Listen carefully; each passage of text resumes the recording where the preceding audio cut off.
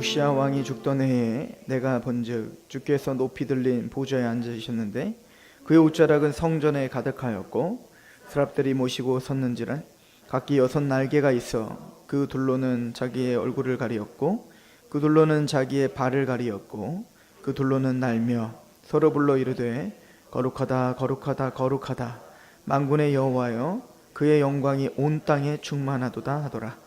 이같이 화답하는 자의 소리로 말미암아 문지방의 터가 유동하며 성전의 연기가 충만한지라. 그때에 내가 말하되 화로다 나여 망하게 되었도다. 나는 입술이 부정한 사람이요 나는 입술이 부정한 백성 중에 거주하면서 만군의 여호와이신 왕을 배웠음이로다 하였더라. 그때에 그 수랍 중에 하나가 부젓가락으로 제단에서 집은 핀 숯을 손에 가지고 내게로 날라와서 그것을 내 입술에 대며 이르되 보라 이것이 내 입에 닿았으니 내 악이 제하여졌고 내 죄가 사하여졌느니라 하더라. 내가 또 아멘. 오늘 말씀이 이사야가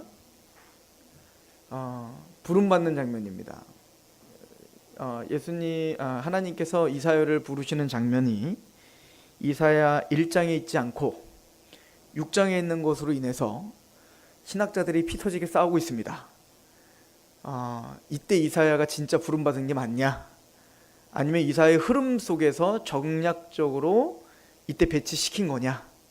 뭐 이제 그런 싸움들이죠.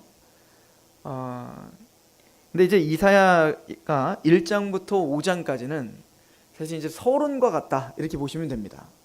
지금 이스라엘 백성들이 어떤 상황이었는지를 사실은 이제 다 드러내고 있었던 장이 바로 1장부터 5장까지였어요. 사실 이사야서가 할 얘기를 1장부터 5장까지 다 했죠.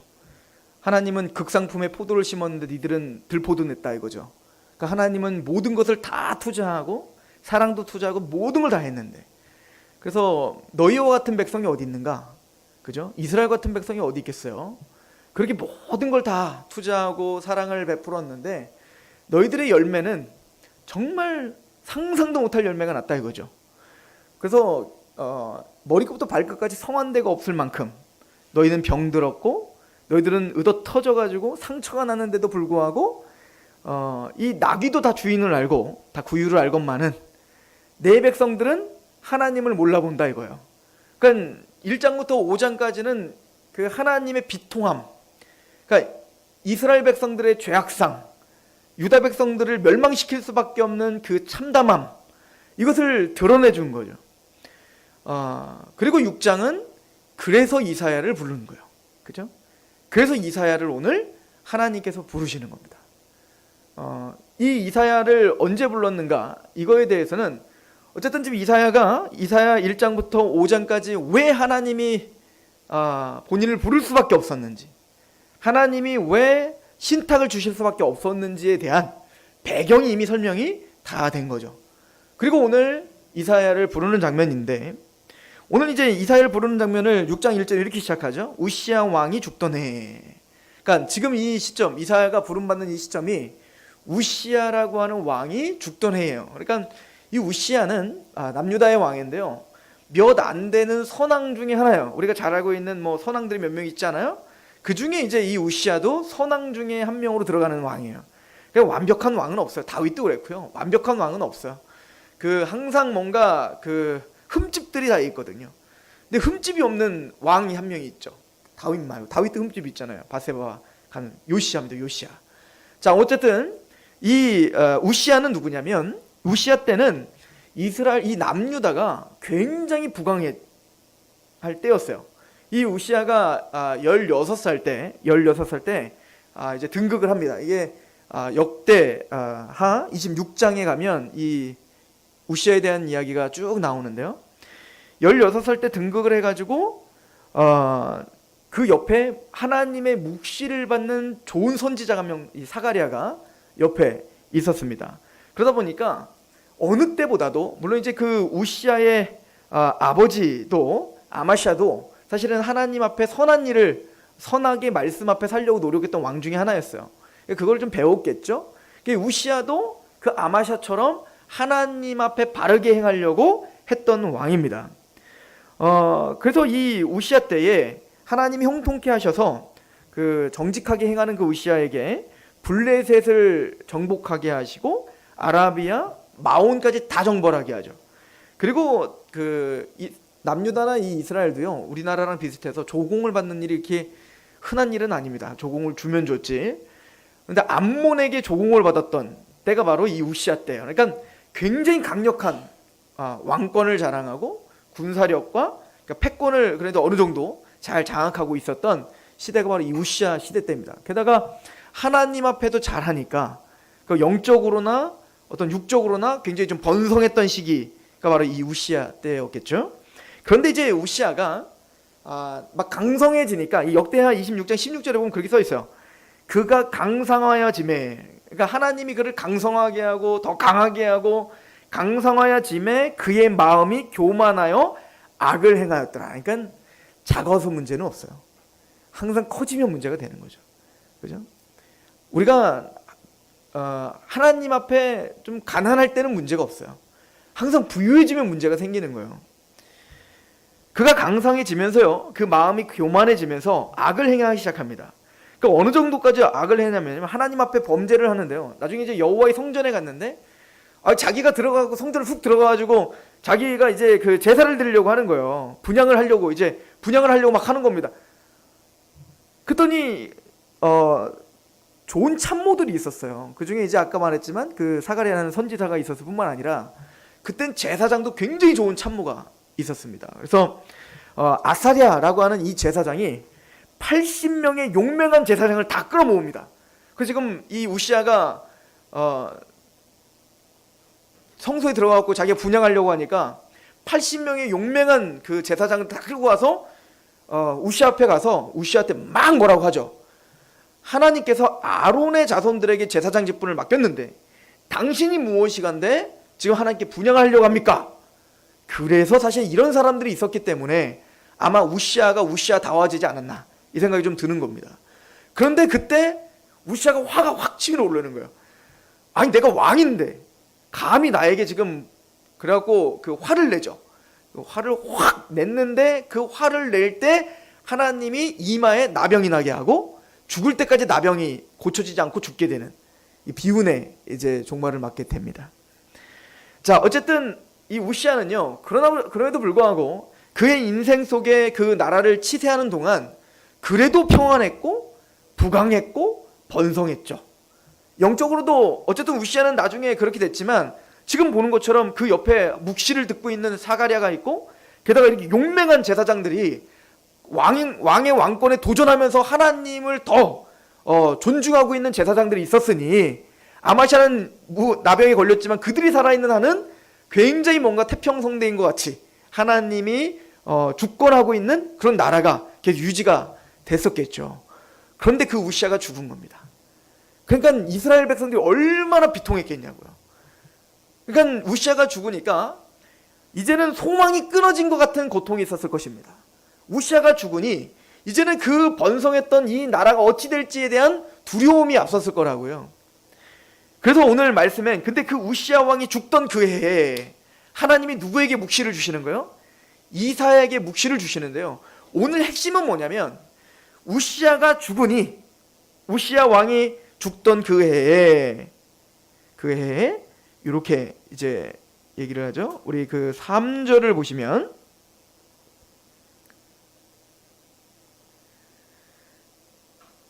서로 불러 이르되 거룩하다 거룩하다 거룩하다 만군의 여호와여 그의 얼굴 영광이 온 땅에 충만하도다더라. 이같이 화답하는 자의 소리로 말미암아 문지방의 터가 유동하며 성전의 연기가 충만한지라. 그때 내가 말하되 화로던하여 망하게 되었도다. 나는 입술이 부정한 사람이요 나는 입술이 부정한 백성 중에 거주하면서 누구를 봤대요? 만군의 여호와이신 왕을 배웠다. 굉장히 중요한 상징적 의미가 있죠.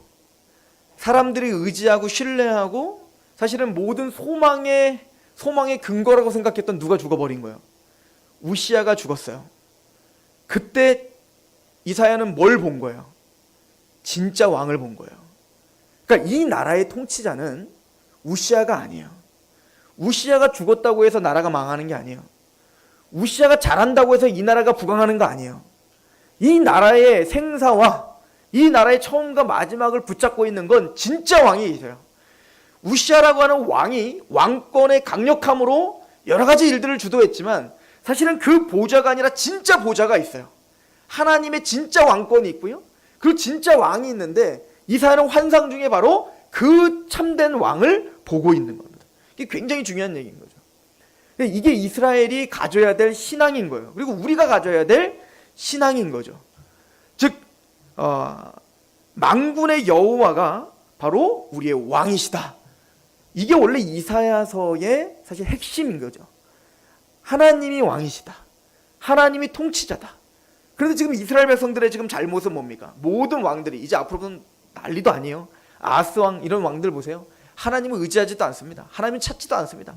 자기의 계략과 자기의 전략만을 의지하며 살고 또 나중에는 자신의 전략만을 의지하며 사는 게 아니라 나중에는 이집트 의지하고 그래서 이제 하나님께서 바벨론을 통해서 아수르를 통해서 다 부셔버리는 겁니다. 그러니까 궁극적으로 지금 이스라엘을 어디로 끌고 가고 싶으신 거냐면 내가 왕이다 라고 하는 것을 보여주려고 하는 거예요.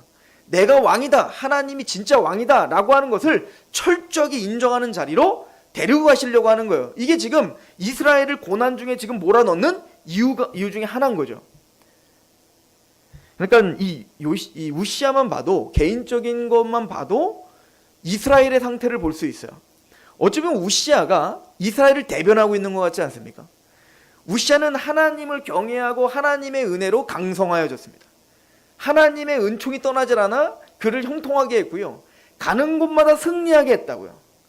그런데 그는 교만하여져서 하나님의 질서를 깨트리려고 했단 말입니다.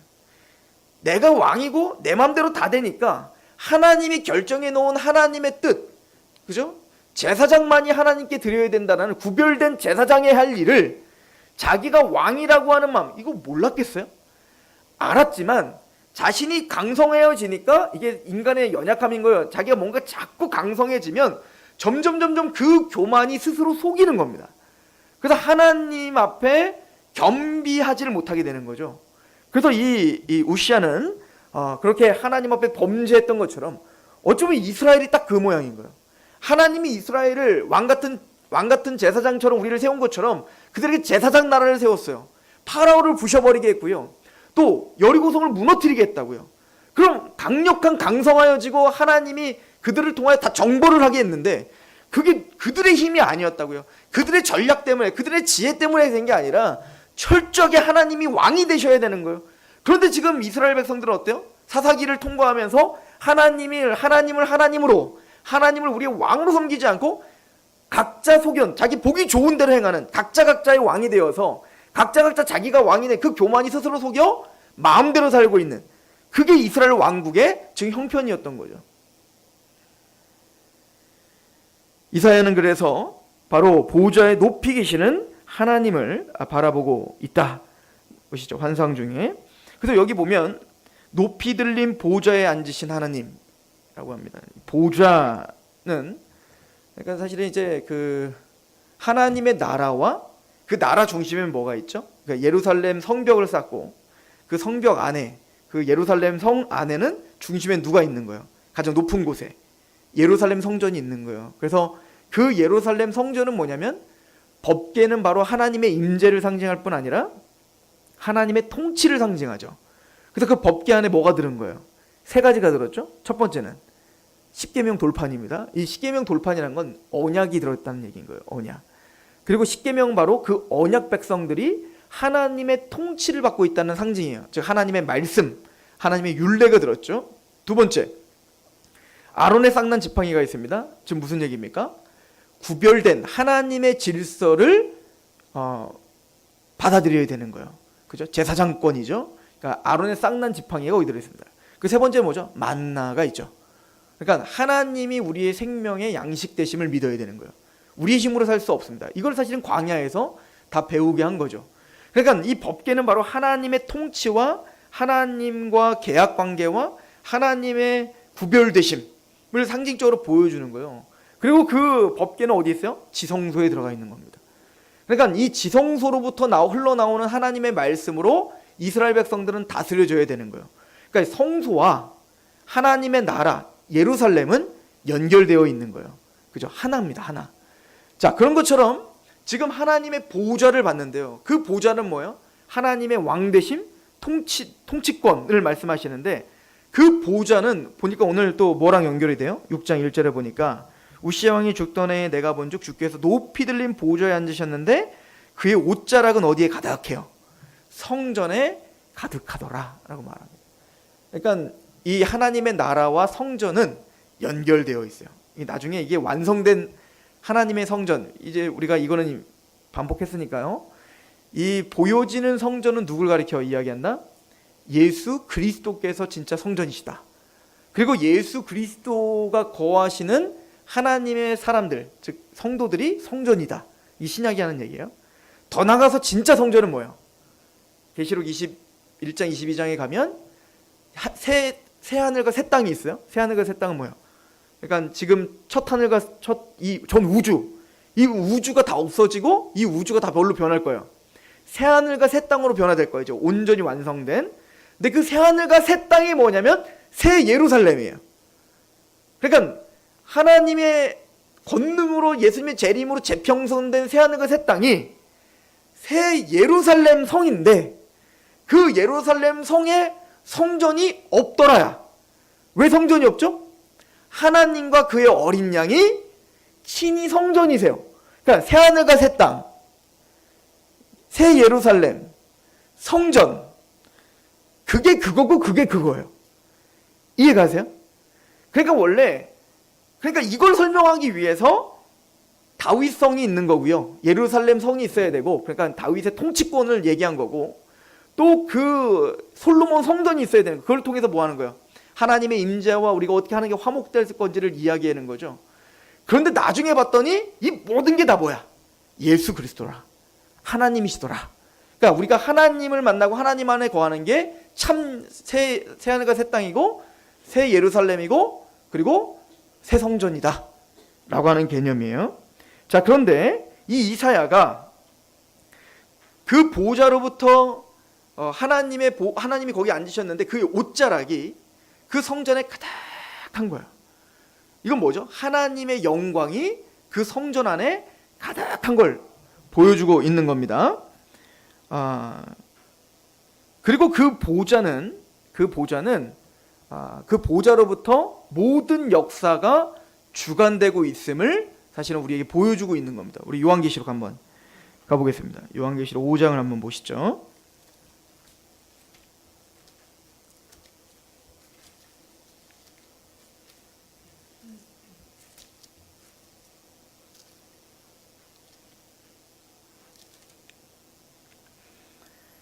자, 요한계시록 5장 1절부터 제가 봅니다. 내가 보매 보좌에 앉으신 이의 오른손에 두루마리가 있으니 안팎으로 썼고 7인으로 봉하였더라. 또 보매 힘있는 천사가 큰 음성으로 외치기를 누가 그 두루마리를 펴며 그 인을 떼기에 합당하냐. 자, 그 보좌에 앉으신 이의 오른손에 뭐가 달렸어요? 두루마리가 있습니다. 그런데 이제 문제가 그 두루마리를 인을 떼어 볼 수 있는 자가 아무도 없는 겁니다. 그죠? 3절 하늘 위에나 땅 위에나 땅 아래 능히 그 두루마리를 펴거나 보거나 할 자가 없더라. 그 두루마리를 펴거나 보거나 하기에 합당한 자가 보이지 않기로 내가 크게 울더라. 얼마나 비통하면 보고 싶은데. 장로 중에 한 사람이 내게 말하되 울지 말라. 유대 지파의 사자 다윗의 뿌리가 이겼으니 그 두루마리와 그 7인을 떼시리라 하더라. 내가 또 보니 보좌와 내 생물과 장로들 사이에 한 어린 양이 서 있는데 일찍 죽임을 당한 것과 같더라. 그에게 7뿔과 7눈이 있으니 이 눈은 온 땅을 보내심을 받은 하나님의 7영이더라. 자, 결론은 뭐냐면 하나님의 보좌에는 하나님의 오른손에 두루마리가 있습니다. 근데 그 두루마리는 인을 떼일 자가 아무도 없는 거예요. 그럼 그 두루마리에 뭐가 적혔을까요? 하나님은 알파와 오메가요, 처음과 마지막이시죠. 하나님은 모든 역사를 주관하시고 모든 역사의 결말을 하시며 하나님이 그 역사의 결말, 즉 하나님의 영광을 위하여 모든 것을 다 투자하여 마침내는 그 영광을 이루시고야 마시죠. 사실은 그 모든 역사가 기록된 게 바로 이 두루마리 속에 있을 거 아니겠어요? 그런데 중요한 건 그 역사를 보거나 펴거나 인을 뗄 자가 없는 거예요. 근데 그 인을 뗄 자는 오직 누구밖에 없다는 거예요. 유다 지파의 사자, 다윗의 뿌리, 예수밖에 없다는 거죠. 그러니까 예수 그리스도만이 그 모든 역사를 성취하시며 완성하시는 거예요. 그래서 성부 하나님은 모든 걸 계획하시고 예정하신다면 성자 예수님은 하나님의 모든 계획을 이 땅에서 성취하시고, 그리고 그 모든 성취된 구원의 역사를 성령님은 어떻게 하신다? 도와주시며 적용하시며, 그죠? 행하시는 일을 하시는 거죠. 그러면 지금 이 우시아가 죽던 해에 이사야가 하나님의 보좌를 봤습니다. 이게 다 계시록과 다 연결된 걸 거 아니겠습니까? 근데 그 보좌를 보고 누굴 봤다는 거예요? 왕을 봤다는 거예요. 진짜 왕을 봤다는 겁니다. 그럼 이 보좌에는 뭐가 있는 거예요? 모든 역사를 주관하고 또 하나님의 뜻 가운데 변함없이 이루시는 하나님의 통치를 사실은 그 앞에 지금 서 있는 거 아니겠어요? 그래서 사실은 이사야서의 핵심적인 구절들이 몇 가지가 있는데, 제가 보기에는 이사야서 44장 55장 11절에 보면 하나님의 말씀은 눈과 비와 같아서, 하나님 말씀은 눈과 비와 같아서 땅에 떨어져 헛되이 하늘로 돌아가는 눈과 비가 없는 것처럼 하나님의 말씀은 한번 선포되면 반드시 형통한 일을 이루고 하나님께 돌아온다. 무슨 얘기죠? 하나님의 언약은 반드시 100% 아니 200% 성취된다. 이게 사실은 지금 이사야가 이스라엘 백성들에게 알려주고자 하는 메시지인데, 그걸 확증하는 게 바로 하나님의 보좌인 겁니다. 하나님의 보좌로부터 시작되는 그 모든 계획, 모든 주권, 모든 역사의 어떤 진행들은 반드시 성취될 겁니다. 그죠? 그리고 그 하나님을 이제 이 이사야가 만났는데, 천사들이, 그 스랍들이 그 앞에서 이제 그 찬양을 하는데, 그 천사들이 이제 특이하죠? 날개가 6개가 있어요. 그죠? 그러니까 새쌍이 있는 거예요. 그럼 천사는 잠자리처럼 생긴 뭐 이런 거 아닙니다. 그러니까 이거는 상징이에요, 상징. 이제 천사를 보면 천사가 막 날개 달리고 그럴 수도 있지만, 지금은 사실은 환상을 통해서 묵시적인 어떤 환상을 통해 뭘 보여주고 있는 거예요. 근데 지금 중요한 메시지는 새쌍인데 한 쌍, 두 날개는 어떻게 해요? 얼굴을 가렸습니다. 자, 왜 얼굴을 가렸을까요? 하나님의 얼굴을 볼 수 없기 때문인 거예요. 하나님은 너무 거룩하시기 때문에. 출애굽기 30장 31장 거기 가면 모세도 시내의 산에 올라갔을 때 사실은 하나님 앞에 막 하나님의 영광을 보고 싶었잖아요. 그래서 하나님 앞에 뭐라는 거? 하나님의 영광을 보여주세요. 얼굴의 영광을 보여주세요. 근데 하나님이 모세에게도 뭘 보여주지 않죠? 뒷모습만 보여주죠. 그래서 직역하면 엉덩이만 보여주신 건데, 그러니까 근데 놀라운 건 그 모세가 하나님의 얼굴을 못 봤어요. 근데 얼굴을 못 보고 뒷모습만 봤는데도 불구하고 그 영광이 어디에 묻어? 모세 얼굴에 묻었다고요. 그래갖고 그 묻은 얼굴로 내려갔더니 이스라엘 백성들이 모세의 얼굴 쳐다를 보지 못합니다. 그러니까 그거는 모세에게 어떤 그 지금 빛이 막 발광하는 게 아니라 하나님의 빛이 그냥 반사된 거야. 그런데도 모세를 쳐다를 보지를 못했다고요. 그래서 수건을 써가지고 이스라엘 백성들에게 나가는 거 아니겠어요? 그런데 하나님의 영광을 우리가 어떻게 감당할 수 있겠냐고요. 그래서 원래 이제 그 시내산에 올라갔을 때 이스라엘 백성들이 막 말하잖아요. 그러니까 하나님의 음성이 막 들리니까, 장로들이 막 들리니까 너무 겁날 거 뭐라고요. 모세가 직접 듣고 우리에게 말해. 그러니까 음성도 들을 수 없는 거예요. 왜냐하면 죄인은요, 우리는 하나님을 보면 죽는 겁니다. 우리는 하나님 보면 그냥 죽는 거예요. 그러니까 죄인은 하나님을 볼 수가 없어요. 그래서 이제 이스라엘 백성들이 이제 대제사장이 1년에 한 차례 지성소에 들어가지 않습니까?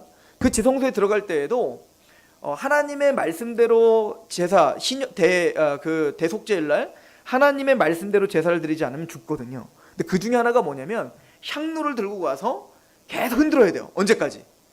그 연기가 그 지성소에 가득하여 법궤가 보이지 않을 때까지 흔들어 연기가 가득 차면 움직여야 되는 거예요. 뭘 지금 상징하는 겁니까? 하나님의 거룩함과 영광스러움 앞에 대면할 수가 없는 거예요. 그럼 죽는 겁니다. 그러니까 이 천사들은 우리와 달라요. 우린 죄인이잖아. 죄인이니까 못 보죠. 근데 천사는 죄를 졌어요, 안 졌어요? 안 졌다고요. 우리도 훨씬 더 탁월한 능력이 있고 훨씬 더 큰 지혜가 있고 또 거룩한 천사인데, 그 거룩한 천사도 감히 누굴 못 봐요? 하나님을 못 보고 얼굴을 가리는 겁니다. 또 두 날개는 뭘 가리죠? 두 발을 가렸다라고 이야기를 합니다. 왜 발을 가렸을까요? 이것도 여러 가지 해석이 있는데, 예를 들어 모세에게 그걸 요구하셨죠. 하나님 앞에 이제 그 호렙산에서 그 불타는 떨기나무, 타지 않는데 타는 떨기나무, 그 떨기나무를 봤을 때 호기심 가운데, 거기 보면 이제 무엇인지 궁금하여 가죠. 그러니까 호기심 가운데 이제 모세가 가요. 그랬더니 그 떨기나무에서 하나님이 음성을 주니 뭐라고 합니까? 가까이 오지 말라는 겁니다. 내 신을 벗어라. 이곳은 거룩한 곳이다. 이렇게 표현을 하죠. 그러니까 신을 벗으라는 겁니다. 그러니까 신을 벗으라는 의미는 여러 가지가 있는데요. 첫 번째는 권리 포기일 수 있습니다. 그러니까 이제 그 룻기에 보면 이 계대 결혼 이야기가 나와요. 그러니까 가까운 친족이 룻을 데려갈 수가 있는데 보아스보다 더 가까운 친족이 있죠. 그러면 이제 그 가까운 친족에게 가서 당신이 만약에 권리를 포기한다면, 당신의 권리를 포기한다면 내가 룻을 데리고 가겠습니다 라고 할 때 그 사람이 신발을 집어 던지죠. 그거 뭐예요? 저리 가! 집어 던진 거예요? 그게 아니라 권리 포기를 의미하는 겁니다. 그러니까 신발을 집어 던지며 권리를 포기하십니다. 이런 얘기거든요. 그러니까 아마 모세에게 신을 벗으라 라고 하는 건 권리를 포기하라는 얘기고요. 그 신을 신고 흙을 묻히고 다녔다고요. 무슨 얘기냐면 이 땅에 살아가고 있는 모든 이 땅의 삶은 사실은 거룩할 수가 없죠. 우리가 가는 곳마다 죄를 짓는 거예요. 그렇기 때문에 거기서는 뭘 벗으라는 겁니까? 신을 벗으라. 그러니까 우리로서는 하나님 앞에 설 수 없다는 걸 보여주는 겁니다. 그죠? 그런 것처럼 이 천사들도 거룩한 천사인데도 불구하고 뭘 가리는 겁니까? 발을 가리고 있는 겁니다. 그러니까 이걸 통해서 볼 수 있는 것은 하나님은 옆집 할아버지가 아니라는 사실을 우리는 명심하셔야 되는 겁니다. 그러니까 하나님은 거룩하시고 거룩하신 분이라. 우리가 그 하나님을 배운다면 우린 죽는다. 이거예요. 그러니까 근데 그 거룩하신 하나님을 우리는 직접 대면할 날이 옵니다. 그죠? 그때는 언제냐면 우리가 예수님이 재림하셔서 우리가 온전히 거룩해졌을 때, 그때는 얼굴과 얼굴을 대면하여 볼 것이다 라고 바울이 우리에게 이야기를 해주죠. 그래서 이제 우리가 그 구원받은 우리들조차 우리가 하나님을 대면한다는 것은 사실은 두려운 일인 거죠. 이걸 잘 이해하셔야 됩니다. 그 다니엘서 10장에 가면 다니엘이 큰 환상을 볼 때 거룩하신 하나님을 봅니다.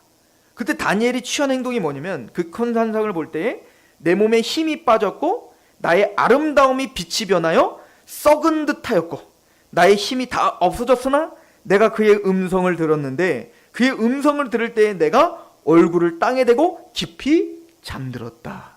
무슨 얘기입니까? 그 영광스러움 앞에 압도당하는 거예요. 그러니까 다니엘이 큰 환상을 보고 하나님을 딱 대면하자마자 바로 자신이 그 아름다운 빛이 자신에게 나고 있었는데 그 모든 빛이 자신에게 났던 모든 아름다움이 다 썩은 것처럼 되더라. 그러니까 그 거룩하신 하나님 앞에 서니 자기 얼마나 부패하고 얼마나 더럽고 얼마나 우리가 자격 없는 자인지 다니엘이 그냥 알게 된 거예요. 그리고는 너무너무 두려워하고 있는데 음성이 들리자마자 어떻게 돼요? 땅이 되고 막 너무 두려워했는데 어때요? 그 영광스럽고 거룩함에 너무 무거운 것이 막 압도하니까 깊이 잠이 들어버리는 겁니다. 우리가 상상할 수 없는 거예요. 그러니까 하나님은 거룩하신 분입니다. 아, 성부 하나님을 봐갖고 이랬구나. 성자 예수님을 만나면 그래도 예수님 사랑해요 막 이럴 텐데, 그죠? 근데 아까도 우리 오전 예배 때 잠깐 봤지만 사도 요한, 예수님과 가장 친근했던 사도 요한조차, 여러분들 사도 요한은요 성만찬할 때 어디에 앉아 계세요? 사도 요한은 항상 앉는 자리가 있어요. 예수님 바로 품 안에 딱, 원래 뭐 먹을 때 누워서 먹으면 안 되는데 예수님한테 딱 누워가지고 그냥 막, 그러니까 얼마나 그게 얄미우면 막 베드로가 막 쟤는 어떻게 됩니까? 막 하면서 막, 그 사도 요한은 그리고 얼마나 예수님을 사랑했는지 다 도망갔는데 사도 요한만큼 어디까지 가요? 십자가 밑에까지 다 가잖아요. 그렇게 예수님을 사모하고 사랑했던 사도 요한, 막내기도 했을 거예요. 그러니까 예수님도 얼마나 귀여웠겠어요, 사도 요한이. 그런 사도 요한이 예수님을 대면했어요. 언제? 요한계시록 1장에 나오잖아요. 요한계시록 예수님을 승천하시어 영광스러운 하나님의 모습으로, 머리는 털이 양털같이 희고 금띠를 띠고 있고, 그 흰 옷을 입었는데 그 희기가 그냥 말로 형용할 수 없는 희기가 있고, 이게 지금 다 이사야에서 본 그 성전에 가득한 그 옷자락, 이게 다 그거랑 연결되어 있는 거거든요. 그리고 그 발은 빛난 주석 같고, 이건 다니엘서에서 하나님을 묘사할 때 다 썼던 얘기고요. 그러니까 예수님이 심판주요 만왕의 왕이요, 그러니까 이사야가 봤던 내가 왕을 받노라 라고 하는 것처럼 사도 요한도 바로 진짜 보좌에 계신 왕을 본 거예요. 예수님이 바로 그 왕이신 거잖아요. 근데 그걸 보자마자 사도 요한이 뭐라네? 주님 보고 싶었습니다 막 눈물 흘리면서 막 반기나요? 그렇지 않죠. 계시록 1장 17절에 보면 내가 볼 때에 그의 발 앞에 엎드려져 죽은 자같이 되매라고 해요. 죽어버리는 겁니다. 죽었다는 게 아니라 죽은 자처럼 되는 거예요. 그러니까 감당할 수가 없는 거예요. 이게 하나님이십니다. 그러니까 우리는 하나님의 거룩하심을 잊으시면 안 되는 거예요. 그래서 구약과 신약의 교회가 시작되는 그 시작점에서는 이 하나님의 거룩하심을 항상 보이고 경고하시죠. 그 대표적인 사건이 이제 모세 때죠. 모세 때 하나님의 말씀 앞에 살지 않았던 사람들을 어떻게 처리하시는지 우리의 본보기를 보여주셨단 말입니다. 또한 왕권이 시작될 때 다윗의 왕국이 시작되기 그 직전에 법궤가 들어올 때 우사가 어떻게 했습니까? 그 법궤를 만졌다가 또 하나님의 말씀대로 법궤를 매지 않고 자기가 생각하는 고안해내는 방법으로 세수를 실했다가 그들은 죽임당하죠. 그러니까 하나님은 만홀히 여김을 받으실 분이 아니라는 사실을 분명히 하는 겁니다. 신약은 다릅니까? 신약 시대가 시작됐을 때 보십시오. 성령님이 강림하셔서 오순절 성령 강림 사건 때 드디어 예루살렘 교회가 시작됐습니다. 그때 하나님이 본보기를 보여준 게 아나니와 삽비라 아니에요? 그러니까 성령을 속였을 때 답은 뭐예요? 즉사 죽여버립니다. 그러니까 하나님은 속임을 당하실 분이 아니고 그 하나님을 속인다는 것은 죽음인 겁니다. 근데 만약에 우사처럼 하나님이 지금도 대우하시고 아나니와 삽비처럼 지금 우리를 대우하시는 우리가 어떻게 했을까요? 죽죠. 우리는 맨날 죽는 겁니다. 여기 앉아있을 사람이 없죠. 그러니까 하나님은 그 본보기를 보이시고 그런 방편으로 우리를 지금 대우하시진 않으세요. 아나니아 삽비라가 때를 잘못 만난 거지. 그죠?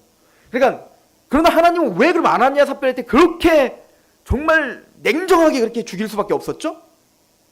교회가 시작되기 때문에 그렇습니다. 이 거룩한 교회가 하나님을 왕으로 모시며 예수 그리스도의 십자가의 피로 세워진 이 교회가 얼마나 거룩한 곳인지를 보여줘야 됐단 말입니다. 그죠? 그럼 다시 말씀드리지만 그 거룩한 기준이 시대가 가면서 변한 건가요? 아니요. 그 기준은 똑같은 겁니다. 그러니까 우리가 하나님을 너무 우습게 여기면 안 되는 거예요. 옆집 할아버지처럼 하나님은 나를 당연히 용서해줘야 되는 분으로 여기시면 안 된단 말입니다. 우리가 명심하셔야 되는 건 하나님은 우리를 용서할 이유가 전혀 없으시다는 사실을 명심하셔야 됩니다. 그분은 거룩하신 분입니다. 그분은 공의로우신 분입니다. 여러분, 천사가요, 우리보다 더 거룩했던 천사가 타락을 했어요. 죄를 범했습니다. 그 천사들 회개할 수 있는 기회가 있나요? 그 천사들을 용서하는 기회가 있나요? 하나님은 한 번도 천사들을 용서한다는 말이 없어요. 그냥 한 번 걔네들이 타락을 한다면요, 그냥 그대로 걔네는 그냥 끝난 거야. 다시는 그들에게 구원받을 기회가 주어지지 않습니다. 이게 하나님의 거룩이에요. 이게 하나님의 공의예요. 그런데 그 하나님의 공의와 거룩을 본다면 우린 다 죽는 게 마찬가지예요. 그러니까 그 거룩한 천사도 용서하지 않는데 우리를 왜 용서하셔야 됩니까? 우리가 마땅히 용서받아야 된다고 생각하는 건 말도 안 되는 얘기인 거예요. 우리는 마땅히 죽어야 될 사람들이고요, 마땅히 심판받아야 될 사람이에요. 그런데 왜 우리한테 왜 용서를 구하고 용서를 왜 주시고 용납하시고 그것도 자기 아들을 죽이면서까지 우리를 용서하시냐고요. 이해할 수 없는 거예요. 이 땅에서 도저히 이해할 수 없는 거예요. 그게 복음인 겁니다. 그래서 에베소서는 이 사도 바울은 이걸 너무 잘 알았기 때문에 하늘에 있는 권세자들과, 그러니까 이건 천사들을 가리키거든요. 그 천사들이 여러분들을 보면서 하나님의 각종 지혜를 배우고 있다라고 말한다고요.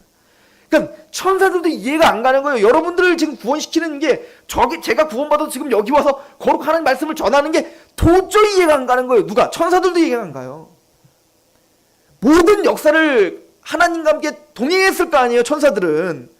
그런 천사들조차 왜 얘를 구원시키는지, 아니 왜 천지를 창조하신 하나님이 이 땅에 와서 십자가에 죽으셔야 되는지, 아니 근데 십자가에 조물주가 죽었는데 왜 우리는 여전히 이 모양인지, 그런데 왜 우리를 또 용서하시고 또 용서하시고 또 용서하시고 마침내는 그 예수님과 하나님처럼 만드시는지. 베드로 사도는 베드로전서 1장에 천사들도 살펴보기를 원하노라. 천사들도 이해가 가지 않는 거예요. 단 하나님의 사랑과 긍휼과 그 놀라우심을 찬양할 뿐인 거예요. 이사야는 바로 그 하나님, 거룩하신 하나님 앞에 선 겁니다. 그러니까 이사야가 하나님 앞에 서자마자 뭐라고 말합니까? 화로다 나여 내가 죽게 되었습니다 라고 말하죠. 그때 하나님은 오늘 말씀에 보면 이렇게 이야기를 합니다. 5절, 그때 내가 말하되 화로다 나여 망하게 되었도다. 나는 입술이 부정한 사람이요 나는 입술이 부정한 백성 중에 거주하면서 만군의 여호와이신 왕을 배웠습니다. 난 죽었습니다. 그죠? 이렇게 고백을 하는 거예요. 그러니까 우리는 거룩하신 하나님 앞에 섰을 때 제일 먼저 나타나는 반응은 우리는 죽은 자입니다. 우리는 비참한 자입니다. 우리는 하나님 앞에 사시는 은혜를 받을 자격이 추호도 없는 자입니다. 이걸 고백하는 자리에 있어야 된다는 겁니다.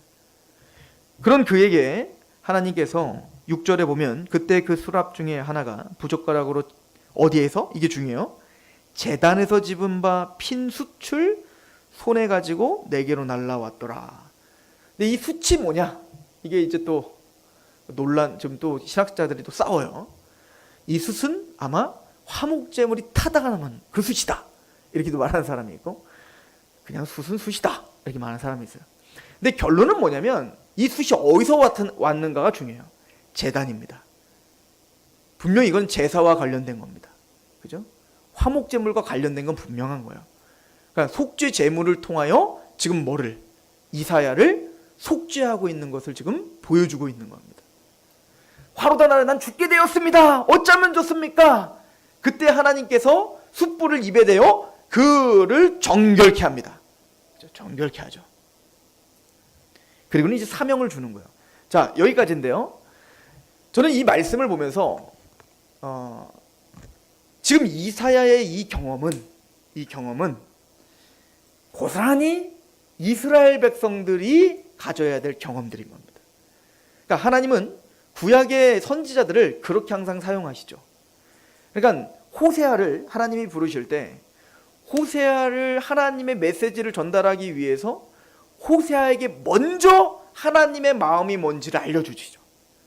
창녀 고멜에게 결혼하게 하고, 그래서 돈을 주고 사왔더니 창녀 고멜이 딴 남자 품에 안겨 있어요. 또 돈 주고 사왔더니 또 도망가요. 돈 주고 또 도망갑니다. 그 찢어지는 고통이 얼마나 크겠냐고요.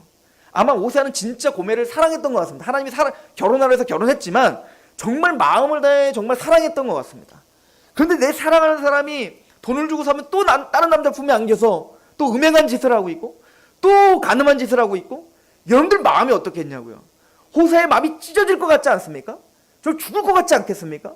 그런 심정 가운데 하나님 꼭 그러시는 것 같아요. 호세아 마음이 어때? 찢어질 것 같지? 아프지? 힘들지? 내가 그래. 내가 이 백성들을 그렇게 모든 걸 다해서 그렇게 사오면 그들은 또 우상 숭배하고 또 우상 숭배하고 또 우상 숭배한다. 그 마음을 품고 선포하라 이거예요. 그러니까 이 호세아에게 당했던 그 삶은 이스라엘 백성들에 대한 메시지가 되는 겁니다. 즉 호세아는 바로 그 하나님의 마음을 품고 하나님에 대한 지식이 없으면 너희가 망하는도다. 여호와를 알자. 여호와를 힘써 여호와를 알자 이거예요. 그러니까 너희들이 하나님이 도대체 누구시며 하나님 너를 어떻게 사랑하시며 하나님 너를 어떻게 생각하는지 모르니까 이 모양 아니냐. 그래서 말하는 겁니다. 하나님은 제사와 예물을 기뻐하지 않아. 하나님이 원하시는 건 하나님의 사랑을 하는 것이다. 호세아가 이렇게 선포하는 거 아닙니까? 이사야도 똑같은 겁니다. 이사야도 그 거룩하신 왕이신 하나님을 대면하여 그 하나님 앞에 죽는 자처럼 되는 자신의 모습을 보는 겁니다. 내가 얼마나 비참하고 내가 얼마나 죄인이며 하나님 앞에 설 수 없는 자격 없는 자인 줄 아는 거예요. 그런데 감지덕지하게 하나님은 자신의 입술에 숯불을 지져 정결케 하시는 겁니다. 그리고 말합니다. 누가 내 일을 할꼬? 누가 갈꼬? 이거 다음에 하겠지만 내가 여기서 저를 보내주옵소서. 이사야가 하는 거 아니겠습니까? 이게 사실은 이스라엘 백성들에게 주는 메시지인 겁니다. 이스라엘이 바로 그 거룩하신 하나님 앞에 서야 되는 거예요. 그래서 이스라엘이 지금 얼마나 비참한지를 스스로 알아야 된단 말입니다. 그거를 알려주기 위해서 1장부터 5장까지 그렇게 너희들이 뭐가 잘못되고 너희들 왜 망해야 되고 그렇게 아무리 들쳐도 들어먹질 않아요. 이스라엘 백성이. 적어도 이사야는 그 마음을 품고 전해야 되는 겁니다. 그래서 하나님은 하나님을 여러 제쳐 그 이사야에게 거룩하신 하나님을 보게 한 겁니다. 그냥 무미건조하게 하나님이 이랬어 저랬어를 전파하는 게 아니라 그 거룩한 하나님 앞에 압도당하여 하나님의 마음을 품고 하나님의 속죄함이 얼마나 큰 것인지, 근데 그 속죄하시는 은총과 은혜가 그 이스라엘 백성들을 포기하지 않고 있다고, 그러니까 제발 회개하자고 라고 외쳐야 될 사명이 이사야에게 있는 거죠. 에스겔도 똑같았습니다. 에스겔이 처음에 하나님의 소명을 받을 때 보십시오. 에스겔에게 하나님이 성령으로 감동하여 그 하나님의 놀라우신 거룩함을 보게 합니다. 그 성령이 감동이 되어 그를 성령님이 붕 뜨게 하여 전 이스라엘을 보게 합니다. 거룩하신 하나님 앞에 서고 그 하나님이 얼마나 영광스럽고 하나님이 얼마나 거룩하신지 그 내 생물이 떠가지고 하나님의 영광이 막 왔다 갔다 하는 걸 보지 않습니까? 그러는 에스겔이 성령에 감동하여 분하게 여겼더라. 아니 성령이 감동했는데 사랑해야지 왜 분해냐고요. 거룩한 분노인 거예요. 하나님이 우리를 어떻게 대우하셨는지 그 거룩한 하나님 앞에 섰는데 이스라엘은 여전히 무지하여 하나님을 대적하고 있는 겁니다. 이게 분한 거예요. 하나님의 마음을 품은 겁니다. 하나님의 심정이 뭔지를 알고 있는 겁니다. 그 심정으로 에스겔도 선포했던 거죠. 이사야도 바로 그 심정으로 선포해야 되는 겁니다. 어쩌면 이사야의 이 체험은 이스라엘에 대한 명백한 메시지입니다.